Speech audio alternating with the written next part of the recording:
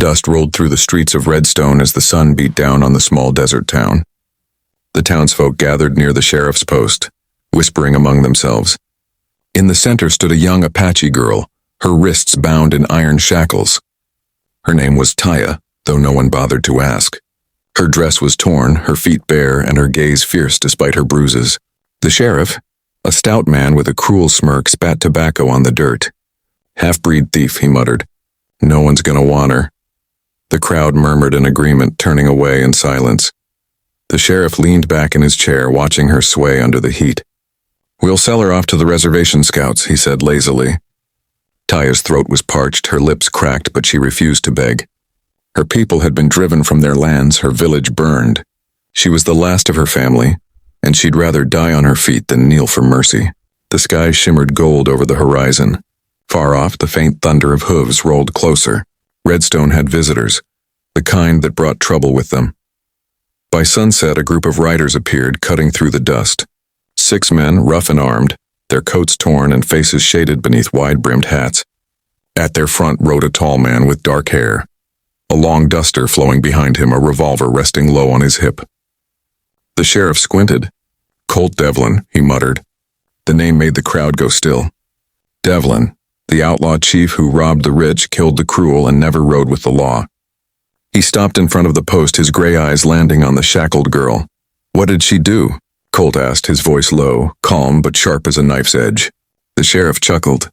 "Apache thief. Stole a soldier's horse, worthless except for trouble." Colt dismounted, the dirt crunching under his boots. "You call chaining up a woman justice now?" The sheriff stiffened. "Stay out of this, Devlin. She ain't your problem." Colt studied Taya, her wrists bleeding from the chains, her expression cold but unbroken. "Looks like my kind of problem." He tossed a silver coin toward the sheriff's desk. "I'll take her." The man sneered. "She's not for sale." The air turned heavy. Colt's hand slid toward his revolver. "Didn't ask for a sale," he said quietly. "I said I'm taking her." The crowd scattered. The sheriff reached for his rifle, too slow.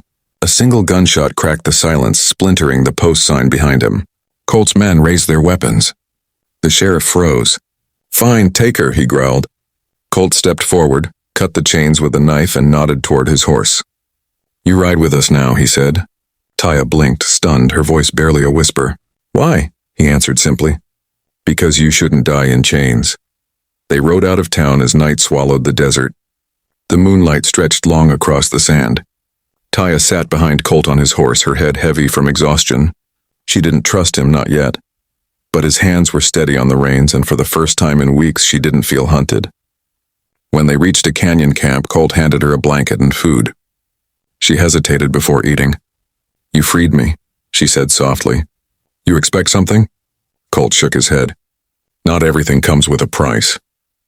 Days passed, and the gang grew used to her presence. Some joked, others kept their distance. Taya learned their ways, how to shoot, how to ride, how to move through the desert unseen. She patched wounds, cooked stew, and stayed quiet. But Colt watched her, the way her eyes scanned the horizon, always searching for something. One night, as firelight danced across the canyon walls, she said, "You're not like the others." He smirked. "You don't know me." She looked into the flames. "You don't wear your chains anymore." "That's how I know." Their bond deepened with each passing day. She taught him Apache words for stars, for wind, for freedom. He taught her how to aim straight and never hesitate. But trouble followed them. Soldiers were tracking the gang, wanted posters nailed in every town. And now Taya's name was listed beside Colt's. "They think you're one of us," he told her grimly. "Maybe I am," she replied. When ambush came near Copper Bend, they fought side by side. Colt's revolver blazing, Taya's arrow finding its mark. By dawn, smoke rose over the ridge and silence returned. Colt lay wounded, his shoulder bleeding where a bullet had grazed him. Taya tore her shawl and pressed it to the wound. "You saved my life," she said. He smiled faintly. "We're even now." She shook her head. "No, you gave me back my soul." He looked at her, truly looked, seeing not a prisoner but a woman carved from strength and loss. "You're free now," he murmured. She met his gaze. "Freedom means nothing if I have nowhere to go."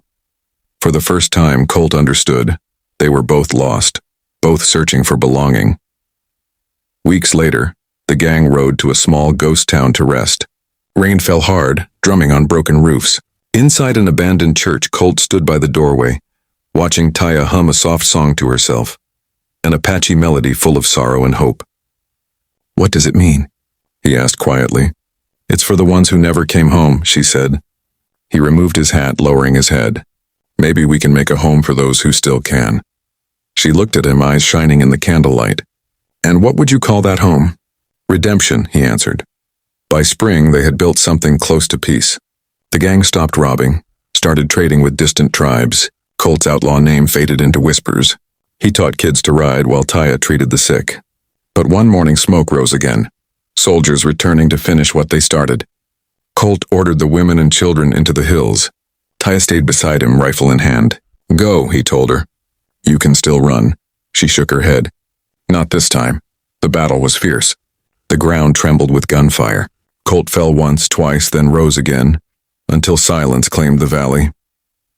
When the smoke cleared, Taya crawled to his side. Colt's breath was shallow, his hand gripping hers. "You live," he whispered. "You carry the fire."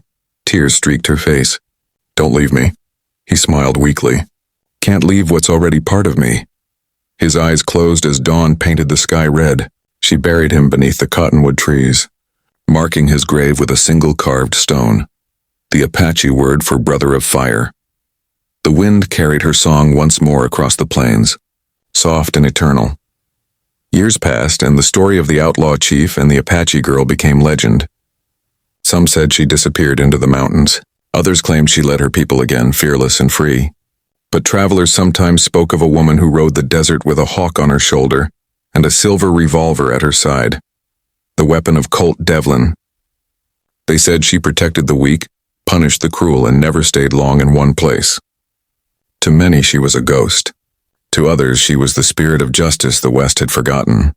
And when the wind swept through Redstone, through the same street where she once stood in Shackles, it carried whispers of her name.